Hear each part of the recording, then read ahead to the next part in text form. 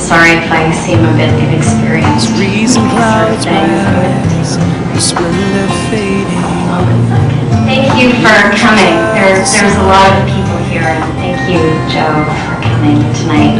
I'm going to try. I know it's hard to sit through things, and I just thank you so much for your time, and I'm just going to try to blow through this as quickly as I can, because I think actually the best part of this is for you guys to be able to ask questions, give comments, talk to one another, because I think this sort of book merits that kind of thing. So basically, I'm going to explain why the book was made, why I became involved in the book, where we went, and sort of what's next, and then Joe will speak, and then open it up to questions. So basically, about 7 years ago, I was working on a show about wolves.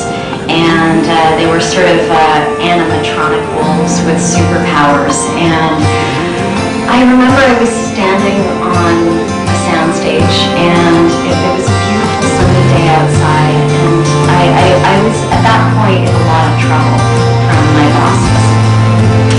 They said that I was emotionally disconnected from the wolves, and I wasn't reacting appropriately, and I didn't really seem to be interested in the work that I was doing. And I said, I think you're right. I'm not really interested, and I'm sorry, I don't mean to be rude. But it sort of brought me to a point where I felt like this is really fucked up, and you know, I'm in a really fortunate position to have a job and to work and to have a roof over my head, because certainly as an actor, it's a rare thing to be able to have the opportunity to work. But I just felt basically pretty ignorant to the rest of the world. And then September 11th happened, and you know, we all had our reactions to that on deep levels. But for myself, I just felt, I mean, to put it simply, frightened at the direction I thought we were going as a group, and frightened at the level of my own ignorance, that I knew very little about the events that led up to this point. And I was just like, fuck it, I have to change my life. Because, you know, I mean, when you look back at high school and grade school and whatever, you realize that time goes by so quickly, and you have to really make the most of your time here. So I began to do research, and I came up with this idea for a book.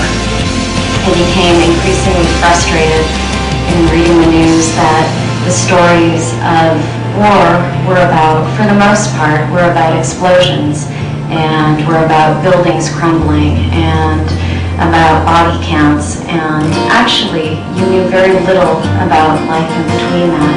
And I was quite frustrated that I didn't know about the stories of those people who were casualties of that, in a sense. I don't like to use the word victim, but so the research began, and 4 places were chosen. And Joe, I'm sorry if I embarrass you, but I knew right away that the comics were needed to be a part of this book, because of Joe's work, actually. His comic on the Bosnian War, I was saying to you outside, was the first time I could actually understand that war. And his work is truly groundbreaking in that sense. He's made it possible to understand very complicated, densely political issues, and made it emotionally relevant and tangible. And I felt like these were things that these very issues needed, because we're all affected by this stuff, spiritually, environmentally, socially. So I wrote what I believe to be, at first I called his publishing company.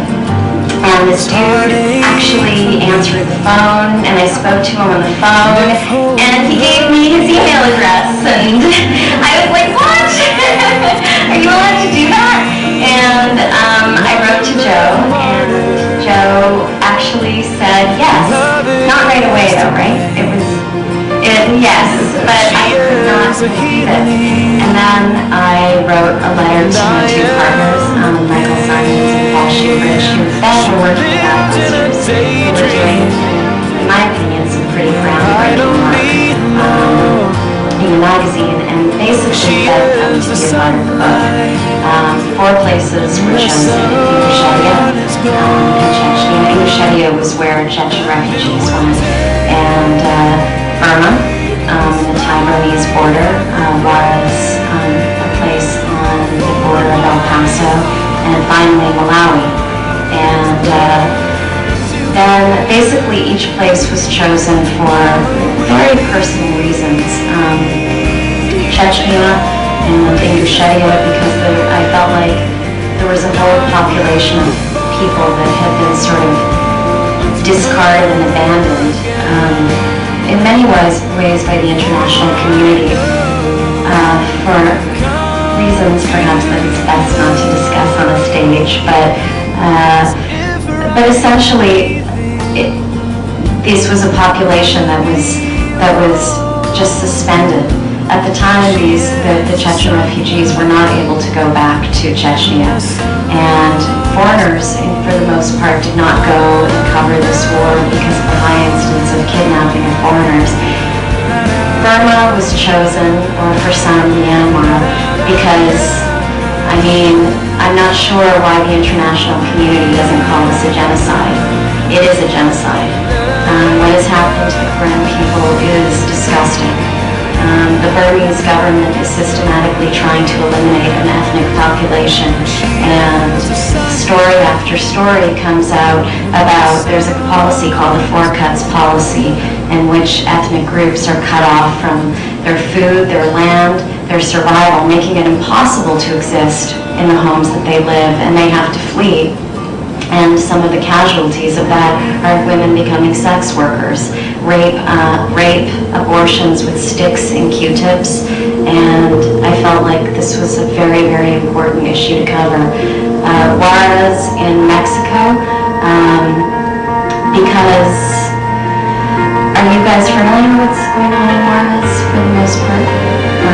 Well, briefly, very briefly, many women in work in factories, very young girls with thin long hair, and hundreds have been killed or have gone missing, and the Mexican authorities have done nothing to solve these murders. And these women were chosen because they were poor, and because the killer or killers felt that the families would have no recourse because of their poverty. They were chosen because they were vulnerable, and it's not right. Malawi was chosen because of it's one of the poorest countries in the world, and it has an extremely high HIV rate. And an odd factoid, its forest is being stripped of its soft pine because of the number of coffins that need to be made for AIDS-related deaths. Each trip was radically different, and the book, I would say, took about 7 years to complete. I told my wonderful partners, Michael Simons, James McKinnon, and Paul Schubert, I think I told Joe that it would take a year.